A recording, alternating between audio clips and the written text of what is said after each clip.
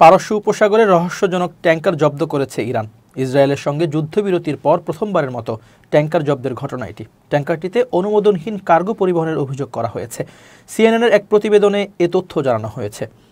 প্রতিবেদনে বলা হয়েছে, ইরানের Islamic Revolutionary Guard Corps IRGC পারস্য উপসাগরের জলসীমায় সিঙ্গাপুরগামী পেট্রোকেমিক্যাল কার্গোবাহী একটি ট্যাঙ্কার জব্দ করেছে। শনিবার রাষ্ট্রীয় গণমাধ্যম বিষয়টি নিশ্চিত করেছে।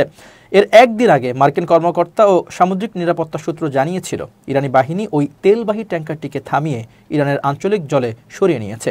জুন মাসে ইসরায়েল মার্কিন যুক্তরাষ্ট্রের ইরান বিরোধী হামলার পর এটাই প্রথম ট্যাঙ্কার জব্দের ঘটনা।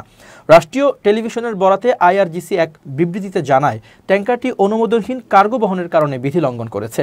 তবে লঙ্ঘনের প্রকৃতি সম্পর্কে বিস্তারিত জানানো হয়নি।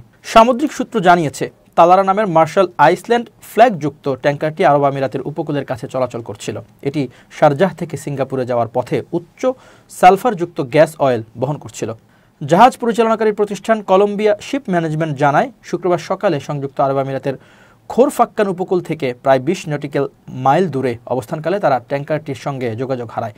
প্রতিষ্ঠানটি নিরাপত্তা সংস্থা ও জাহাজের মালিকের সঙ্গে যোগাযোগ করে পরিস্থিতি স্বাভাবিক করার চেষ্টা চালাচ্ছে।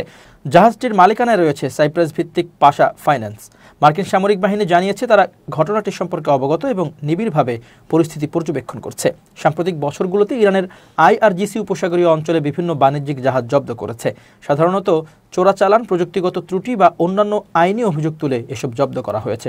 তবে নাম প্রকাশে অনিচ্ছুক এক মার্কিন কর্মকর্তা বলেন, সাম্প্রতিক মাসগুলোতে এমন অভিযান না হওয়ায় এই ঘটনাটি অপ্রত্যাশিত। এর আগে ইসরায়েলের 12 দিনের জুন মাসের বিমান হামলার পর ইরান অঞ্চলে তাদের সামরিক কার্যক্রম উল্লেখযোগ্যভাবে কমিয়ে দিয়েছিল। গত 2024 সালের এপ্রিলে সর্বশেষ জাহাজ জব্দ করেছিল ইরান।